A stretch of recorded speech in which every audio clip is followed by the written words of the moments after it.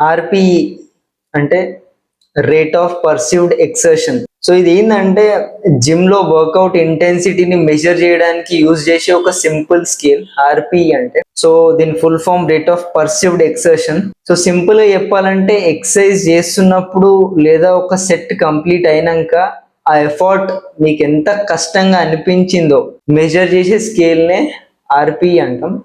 So ఆర్పిఈ స్కేల్లో 0 నుండి 10 వరకు ఉంటాయి. సో 0 అంటే కంప్లీట్ రెస్ట్, సో 1 to 3 అంటే లైట్ ఎఫర్ట్, అండ్ 4 to 6 అంటే మోడరేట్ ఎఫర్ట్ కిందకి వస్తుంది, 7 to 9 అంటే hard to very hard effort, ఇంకా 10 అంటే maximum effort, maximum high intensity. So strength training లో ఆర్పిఈని అర్థం చేసుకోవడానికి ఈజియెస్ట్ మెథడ్ ఏంటంటే రెప్స్ ఇన్ రిజర్వ్ అంటాం, ఆర్ఐఆర్. అంటే సెట్ కంప్లీట్ అయ్యాక ఇంకెన్ని రెప్స్ మీరు చేయగలరో చూడడం. సో ఎగ్జాంపుల్, సపోజ్ మీరు బెంచ్ ప్రెస్ లో ఒక 12 రెప్స్ చేశారు, 12 రెప్స్ అయినాక ఇంకొక రెప్ కూడా మీరు చేయలేకపోతే మీ ఆర్పిఈ స్కోర్ 10 అవుతుంది. ఆర్ మీరు ఒక రెప్ చేయగలరు ఇంకా, అప్పుడు మీ స్కోర్ ఆర్పిఈ 9 అవుతుంది. మీరు ఒక 3 రెప్స్ ఇంకా ఎక్కువ చేయగలరు ఆ సెట్ లో, అప్పుడు మీ ఆర్పిఈ స్కోర్ 7 అవుతుంది. సో మీరు ఇప్పుడు తెలివి వాడి క్వశ్చన్ అడగొచ్చు, మేము 3 రెప్స్ మాత్రమే చేస్తాం కానీ మేము ఆ వెయిట్ తో ఇంకొక 12 రెప్స్ చేయగలం, బట్ ఆ స్కేల్లో